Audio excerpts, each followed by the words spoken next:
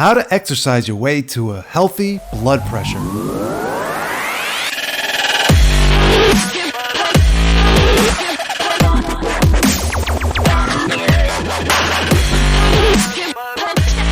Hey, what's happening? This is Spidey Rodriguez, host of the Diastolic podcast, where I cater to the professional working man, 40 and above, who's looking to make positive changes to his health, lose weight, and become stronger overall through simple lifestyle changes. I'm here to share inspiration, tips, and proven lessons that I've personally learned and lived through in my 40 plus years on this here beautiful blue planet. So today we'll be talking about how to exercise your way to a healthy blood pressure.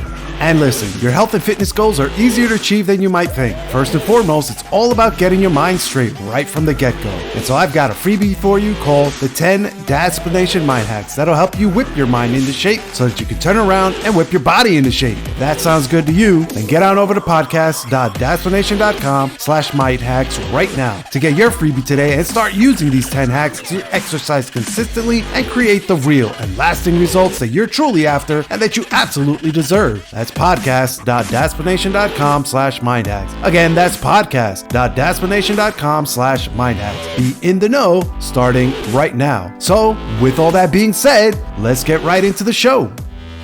Hey now, what's going on, everybody out there? How are you doing today? I hope you guys are doing great out there. I hope, the end of the summer has treated you well. Hope you were able to enjoy some sunshine, some warm weather and whatnot, and get to the beach and everything like that. Because it is now we're starting to head into the fall weather, and I know a lot of people love this time of year. I don't personally like this year. I'm more of a summer guy. I like the sun. I like going to the beach. I like all that stuff. And I just like being outdoors. I'm not necessarily an outdoorsy guy. I'm not the type to be hiking and camping and all that stuff and fishing and kayaking. I'm not going to lie. That's not me. I'm more of a city guy, but I do enjoy walking outdoors, with the open air, walking down a nice city block. If you're in New York City, that's pretty much all I used to do is walk up and down the streets and hit off one coffee shop after another. You just kind of go about your day, hanging out, chilling with your buddies and whatnot. But we are going into the fall here on the northern hemisphere of the globe. And, hopefully you got whatever you needed to get out of your system this summer season. You know what I mean? But guys, I have huge changes going on here at Casa de Rodriguez. Well, first of all, we'll be moving shortly to a new, bigger home within the next couple of weeks or so. We literally, as I'm recording this, I just read a message from my wife saying that we got the place. So exciting times. We are still going to be in Cali. We're just moving, from a nice townhome to a more private home. So this is, good news. And it's all due in part, due to our new business mentors. We have some new business mentors that we're following around now. And we've been able to convince them to put us in their back pocket, to kind of keep us under their wing. And basically what they're doing, they're helping us grow personally and professionally. So the blessings, they just keep coming. But, this is neither here nor there, just a little update of what's going on at Casa de Rodriguez. So I hope you guys are in great spirits. I hope you guys are in great health. I hope your family is doing well. I hope you guys are feeling the blessings rain down upon you. Unlike Queen Elizabeth, rest in peace, Queen Elizabeth. That's some stuff right there after so long. That, not to sound morbid or anything like that, but she had a good reign. I don't get into all that pomp and circumstance. I don't really understand how it works. I don't follow it. It's not my thing. But nonetheless, you have to respect the queen. You know what I mean? She passed away, and now we're making way. I say we in faith, like I'm part of the British family. I'm half European or something like that. But they're making way for the new king, and we'll see how that turns out. But anyway, let's get into the meat and potatoes today. So what are we talking about on this week's episode of the Dadsplanation podcast? That's a good question, right? I know you're thinking that, but we're talking about how to exercise your way to a healthy blood pressure. So, let's start with a little fact. 1 in 4 heart attacks are caused by high blood pressure. I'll say that again. 1 in 4. 1 in 4. That's seriously high if you think about it. 1 in 4 heart attacks are caused by high blood pressure. And it's estimated that by the year 2025, that around 60% of the world's population will have hypertension. They will have high blood pressure. Think about that. And now, up until now, the recommendations have always focused on the amount of exercise that you should do per week. And, this is okay, but it doesn't take into consideration things like, a person's starting blood pressure, because depending on how high your blood pressure is, that will ultimately dictate the types of exercise that you should be doing.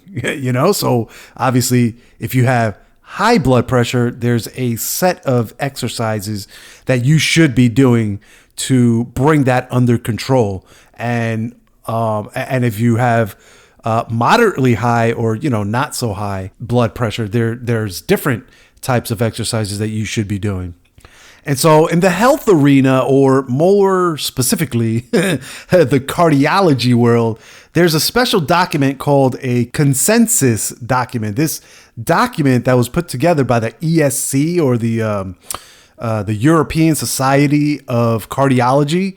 For the first time, it used analysis data of the highest quality evidence to come up with a pretty detailed set of recommendations on how to lower your blood pressure. So it was basically broken down into people with hypertension, people with people with high normal blood pressure, and people with normal blood pressure. So it was a pretty in-depth report, if you ask me. And basically the goal of all of the recommendations of all three groups is primarily to lower the blood pressure. Like, that was the ultimate goal, obviously, because they were kind of studying this group of people and finding out where they fell in this range, this classification of, hypertension versus high normal blood pressure versus normal blood pressure.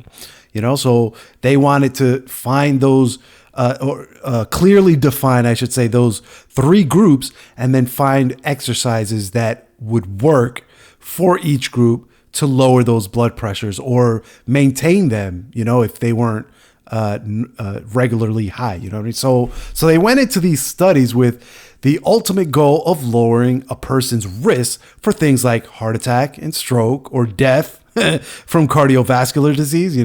I got the sense that they were looking to put together like a manuscript or a formula, if you will, of what you'd have to do exercise wise, to add more years of good health to your life, And so for each of these, of the three groups, the paper talked about the first exercise priority for lowering blood pressure, followed by alternatives that would still reduce your blood pressure, but to a lesser extent, so they kind of classify different exercises into different tiers, if you will, kind of like saying if you do tier 1 exercises, you'll see the most reduction. If you do tier 2 exercises, you'll see a moderate reduction. You'll see reductions, but not as much as with exercises from tier 1, and so on and so forth. So for people with hypertension, which is someone who has a blood pressure of at least 140/90, they say that aerobic exercise is the most effective type of exercise that you could do. So naturally, this includes different activities like, walking and running and cycling and swimming, all super great exercises in and of themselves, but particularly great for reducing your blood pressure. In fact, for people that are considered to be hypertensive, the amount of blood pressure points you can drop with aerobic exercise is the same or even slightly higher than taking a single medication for high blood pressure. Think about that. So if you are considered hypertensive, if you start doing these aerobic exercises, again, walking, swimming, cycling, running, things like that, jump rope, like this could be just as beneficial as taking a single dose of high blood pressure medicine. Think about that. How amazing is that? People talk about like they don't want to go to the doctor to take their blood pressure because they're going to end up on medication, right? But then on that same note, they don't want to exercise. You can't have it all. You can't have it both ways, period, But, that being said, it is what it is, right? So for people with high normal blood pressure, which, this is classified as people in the range of 130 to like 139/85 to 89. Like that's basically the range. If you fall in that range, then what you should be looking into or actually doing, you'll want to be doing dynamic resistance training. That should be your first priority. So when I say dynamic resistance training, quote unquote, what we're talking about here is simply strength training. You need to build up your strength first and foremost, So these are exercises where you're using at least 6 large muscle groups. And not only are you using these muscle groups, but you're contracting those large muscles that result in movement, for example, lifting weights or squats, and then, push-ups, these are all examples of dynamic resistance type exercises. And how about people with, normal blood pressure or people whose BP measures in at less than 130/84? Like what types of exercise should they be doing to lower or maintain their blood pressure?